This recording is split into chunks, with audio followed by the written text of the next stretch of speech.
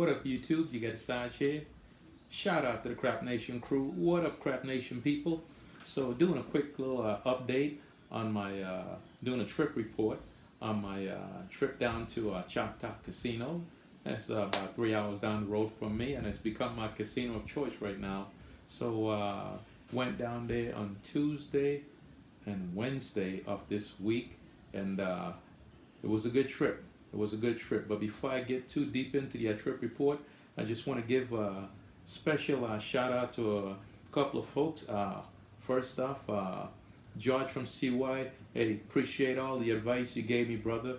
I normally like to link in with George before I go down there. He always give me good advice and keep me grounded so I don't get a case of the big heads and think that I rule the dice.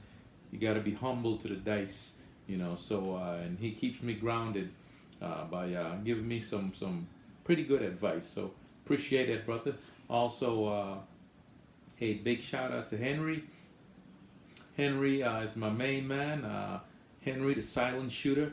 Henry always, Henry's been giving me great info on Choctaw because he frequents that casino as well, and we haven't got a chance to meet up down there yet and do some damage, but I know that's in the makings, and we're gonna put a hurt on them when we get there, Henry. So stay tuned. All right, and gotta give a special shout out and a big thank you to Mudslide Mac, because it's thanks to Mudslide Mac that I did extremely well at the casino. Hey, Mudslide, that video, all those videos and all the coaching that you been giving me recently here has really paid off. And man, I just want to say thank you so much. You know, so yeah. So with that being said, so let me go ahead and okay. So on day one, on Tuesday when we got down there, arrived about 2:30 ish, and checked in. By the time we made our way downstairs, myself and the wife, it was about 3 o'clock. So got to the craps pit. She took off, went to go do her one-arm bandit slot thing. So I and my buddy that was with me went over to the craps pit, and you know, the table wasn't too much traffic. I actually walked up to the table, and stick right, stick, no, I take that back. Stick left one was open, which is a rarity, but like there was only about, maybe about 4 guys at the table. So got into the stick right one position, because that's where I've been practicing Mudslide Mac pinch grip that he demonstrated for me, and you know, that I've been really practicing for the last 2 weeks here solid since I came back from the Virgin Islands, and put a lot of time into it and got a lot of good coaching from Mudslide. So anyhow, that's the throw that I started with, and I got on the table and had rolls of about average roll probably about 8 to 10, you know, 8 to 10 rolls. So I was doing pretty decent, and you know, I went my 160 across, stayed up for 3 hits just to feel out the table, and you know, 160 across with 3 hits pressing, and then regressed down to 64 old school, and it worked out. It worked out great, and everything was going just perfect, you know. So why mess with a good thing? Well, of course I messed with a good thing, you know. I decided, you know what, stick right 2 came open. I was already having great success shooting at stick left 1, and you know, I'm a lefty, and when stick right 2 came open, well, I just naturally migrated over there, and I don't know why, because I was doing great where I was at. So anyhow, I changed position, went over there, and went to the regular 3-finger pendulum from a dead start grip and a dead swing grip, and man, I was double pitching. I was using the 2363 3V set, and uh, I was the dice made its way around fairly quickly because it was a cold table, and except for me when I was on the stick left one position, I like I said, I was doing great. I was killing it. People was glad for the rolls because up until then, I guess the table was real cold. Then I go over there to uh, stick right two, and then you know double pitch. I couldn't get past I think three hands. The dice went around fairly quickly because, like I said, the table was cold, and I couldn't get more than 5 rolls in. And normally I like to stay up for 5 hits, and press for 5 hits and regress. So at 160 across, I went down very quick, very quick. So I think about that time my buddy came by, and I went ahead and cashed in, colored up, and we went over to the 3-card poker table and played over there a bit, and until it was dinner time. And also had Skype George from CY and told him what was going on, and he kind of gave me again some great advice, and I took it. He said just kind of ease into the game, don't go too hard, and just some great advice all around. And I went back on the table later on that evening, and I got back to the stick right, stick left one position again, and started to get my throw going again using that pinch grip, and my throws went back up to averaging in the teens, okay, in the low teens, and betting 160 old school. So initially, when I got off the table early, I was down about 1,000, probably about $1,200, but was able to make it back to being down only about $400 by the time I called it a night and went up to the room. So for the next day, I had already had my mind made up that I was gonna go downstairs, and once I get on the table, I was gonna exclusively shoot from stick left one position, long as it was open.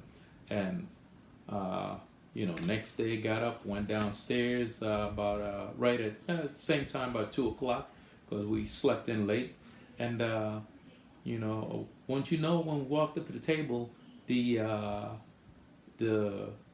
half the table was closed, and I asked the deal. He's like, no, don't worry, we're gonna open up the whole table here in a few minutes, because I guess it was short-handed at that time or something. So anyhow, they opened up the table, and the guy that was at stick right or stick left shooting, because they had the left side of the table. Well, yeah, they had the left side of the table open, so they were shooting back down to the right. He wanted to be at stick right, and the dealer asked me, hey, as soon as we open the table, would you switch places with him? I was like, yeah, sure, gladly, because he wanted to be at stick right, and I wanted to be at stick left, so it worked out perfect. Anyhow, table opened up, and by that time, the table had got packed really quick. So the dice went to the next shooter, and this is where I decided, you know what? Well, the guy standing next to me, and so it was about 8 of us on the table, and pretty full table, and it would have to go through 7 shooters before the dice made it back to me. And this is where I decided, you know what? I'm gonna bet only 6-8 on these guys. Period, point blank. No pass line, no ATS bonus, no my hard ways, anything. Just 6-8, and in the meantime, as I bet the 6-8, it's gonna give me a chance to observe these different shooters and see, is there any you know, serious practice dice setters here, you know, such as myself? And I I'm glad I did that, because I'm gonna tell you guys, it saved me a shitload of money. Those dice, as soon as they started going around, I bet 6-8. So all I got at risk was $24, which I was cool with. And the dice went to the first guy. He PSO'd down $24. Went to the second guy. I think he PSO'd also. The third guy, I think he might have got three hits in. I think he set the point at like maybe 9. He hit the 6-8. So I got my $24 back immediately. So back even, that was great. Then about right after that, he PSO'd, went to the next guy. He PSO'd. By the time I got to about the fifth guy, he got a couple rolls in. And I think once I got my $24 back off the table on the 6-8, well, the funny thing was, and betting 6-8 is great, but you also, here's the drawback with that. I didn't have a pass line. So therefore, anytime the 7-11 was hit on the come out, I got left out. However, on the flip side of that, when any of the crap numbers were hit, hey, guess what? It worked out in my favor. I didn't lose anything off the pass line, and it was a $10 table. Anyhow, dice went around just as it was about to get to me. The guy next to me that I had switched places with, I had already scoped him out from a little bit earlier. He was a practice shooter. I can tell he had, he's been practicing. He had some skills, and so I went 64 across on him, and got I think I got maybe 5-6 hits in, so I was able to make a little money on him. And then he 7'd out. He had a pretty good stroke going. So then the dice came to me, and I went 160 across, stayed up for 5 hits, and went and got a 17 roll in. So that was great. Then I 7'd out. So by that time I probably was up, not up, well, for the day, probably making a comeback. I think I had maybe about 160 or about $200 on that session, that hand. Then the dice went around, and I stayed with the 6-8. I mean, it took a lot to not bet the ATS, because normally I like going 64 old school and all the shooter, but you know what? For as cold as that table was, I was so glad that I didn't do that. It, like I said, saved me a buttload. So anyhow, and then at one point, one of the guy actually made the tall on the ATS. I didn't have anything up there, so I got left out. But then the next couple guys PSO'd and all that stuff. So it kind of worked out, because I probably would have got hurt had I went in like how I normally like to go in. So I think just doing 6-8 definitely saved me quite a bit. And then even if 6 was the point, the dealers would say, where you want to go to? I was like, let it ride, don't move it. So I would always bet the point 6-8. I didn't move it down to the pass line and take odds or anything. I just let it stay up there. I know, bad move. I know I gave the house the edge of a couple dollars, but that didn't bother me. So anyhow, the dice made its way around it. When the dice finally came back, the guy next to me had another decent roll, the dice setter, and then the dice came to me, and guys, Lady Luck was on my shoulder. I commenced to going on a 50 roll spree. I mean, put it this way, from time the dice came to my hand, we went through, when I was shooting, there was 3 stick change, okay? 3 sticks. I went through 3 sticks. And I think the sticks normally change out about every 20 to 30 minutes. So this roll was, this wasn't a monster roll, guy. I went in a mega roll. I hit the ATS. First I hit the small. And again, this was using the grip that I've been practicing, Mudslide Max Pinch Grip. Like I said, thank you so much, Mudslide. I owe you, brother. And man, that grip, it worked like a charm. Just a nice little, once I keyed in on the landing zone, which was down, let's say about the 12 in the field, at the end of the field, I was using that for spotting for my landing zone. The dice would just hit there, bounce once, and contact the back wall. Not the diamonds, they would just bounce and touch the back wall nicely. And even if there was short sometime, the dealers didn't give me any grief. Incidentally, I did have the dealers up for a 2-1-2, and they was loving it. They got paid when I made that ATS run. But so before I got there, first I had all the numbers made except for the tall. I needed a 10, and on the small I needed a 3. So what the set I was using was the hard way 5454, and I stayed with that set.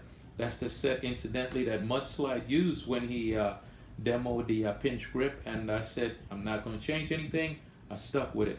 However, since I needed the 4, and already, by time I needed the 10, and by time I was so deep into the roll, my session, I probably had about 25 rolls in, and had already, pressed up my bets, collected everything from 160 across, regressed down to 64, and pressed back up to where I was at 320 across, and regressed for the second time.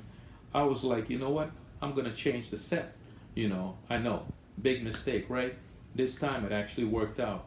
I went to the 2V set because I needed that 10, and wouldn't you know it, 10 hard 10, and of course it was pandemonium in the house because I made the small. So I was like, okay, cool, I'm good to go. So now I needed a 3 to for the small, and so I said, I went back to the 5454 and kept on shooting, kept on going, and then I said, no, I got to take a chance. So I went to the straight six set, 6s on top with the deuces facing, and wouldn't you know, like I said, Lady Luck was with me. I threw those dice down there, and they pitched off, and ended up with that a 2-1-3, and that was it. That was the all, and yeah. So by the time I hit that, I was probably about 35 plus rolls in. Think we was already on the second stick by then. Okay, and it was funny. I never had this happen to me at a casino, but as soon as they paid me out on the bonus bet, the box man said, "Hey sir, do you mind coloring up so we can get those green back, because you have all the greens." I had one full rack of green and a half rack of green, and so did everybody else, but I had basically the lion's share of the greens. Everybody made money on that roll. I mean, if you have a long roll, it's just a natural fact. Folks are going to make money. So anyhow, I went ahead and colored up and kept 500 back so I could play. So I put about 2,200 in my pocket, and kept 500 on the table, and commenced to playing a little bit more. And I think I gave a couple of that back, because when I finally, after I got finished, and I said, go ahead, just color me up, and I took all the chips and pushed them in again. I had walked away with 20. No, I tell you that back. I did walk away with 2,700. So I had kept 500 back just to play. And when I went to the cashier cage, that's when I went to the cashier cage. Yeah, when I went to the cage, I had right at $2,700. So yeah, I went, cashed in, looked up the wife, and said, all right, here you go, honey. She was like, "What's that?" I said, "Here you go." Did good at crack table. Put 500 in her hand. Then we had reservations at the steakhouse that night with our friends. It was their anniversary, so had a nice big steak meal. Yeah, broke off 300, and hey, the steaks taste so much better when you're eating on house money. It tasted great. So that worked out like a charm. Matter of fact, while I was waiting for the dinner reservation, sat down there in the bar and pulled out $100 and ordered up some of that expensive cognac from off the top shelf up there. My buddy had some 1846, and I had some Hennessy VO. So great stuff, man. That's the stuff that you just dream about doing when you have a nice session at the casino. So anyhow, by the time that we finished up there, when I was said and done, I was up 1,500, and I decided, you know what, instead of playing any more for the night, had a good meal, full stomach, great day, not gonna mess this up. I said I'm gonna go ahead, hit the rack, and get some sleep in, and come back down at 4 o'clock in the morning, and when the tables are all cleared out, and see what I can do, and I'll just buy in with 1,000, and that way I'll go home at least 500 up. There was no way I was going home down, because I was up 15 to the good, even after giving the wife some change. And I was like, okay, so I went up to the room, left the wife and a friend down there playing, and I went up to the room and got some sleep, set the clock, woke up about 2 o'clock, and went downstairs thinking that the table would be cleared out. And actually the tables were still packed when I got downstairs. I was a little surprised, so had to kind of wait around. Was tempted to get on the hybrid table for a bit. I was tempted, but I didn't, because I didn't want to blow any money. I really wanted to get back to that stick left one position and shoot from there again. And finally, after a bit of waiting and stuff, it opened up. I got back on there, initially bought in for 500, started, I don't know what happened. I think I scoped out some shooters. I made a couple of bad decisions betting on other shooters. I should have stick with 6, 8 like from earlier, but some of these shooters look practiced, and I could see that they were skilled shooters, but once every time I bet on them going heavy at 160 across, they would PSO. So by the time the dice came to me, I'd be down the hole trying to dig myself back out. Incidentally, which I did. Matter of fact, I take that back. When the dice initially came to me the first time, I PSO'd. That was my only PSO on this whole trip. So I took a hit there at 160. Then the dice went to the other guy. I think I went 64 crossing him. He PSO'd. It went around to a couple other guys. The other 2 shooters that were real good went 160 on them. They before I could get my 3 hits in and collect, I figured I'm not even going 5 hits on these guys. I'll go 3 hits before they get my 3 hits in that I had already pressed up 1 and 2 on.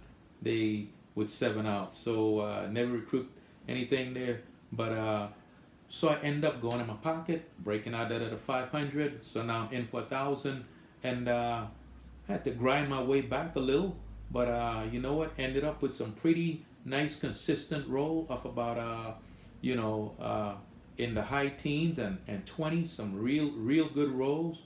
And before you know it, my chip rack was plus back up to my 1,000 plus some. I think I was up at 1,500, not up 1,500. I had my 1,000 back plus 500, so I was good. And I went ahead and played some more, and I decided, you know what? I've been shooting that stick left one all night, and I was gonna call it a night, because by this time it was 7 o'clock in the morning. Phones blowing up. Wife wanted to know, when you coming up to the room? I'm like, look, I'll be there shortly. Be there when I get there. Anyhow, went ahead and took and I said, let me switch position and ask the dealer if I can go to stick, cause you know they got you in the computer. So tell them I was just gonna move from stick left 1 and go to stick right 2.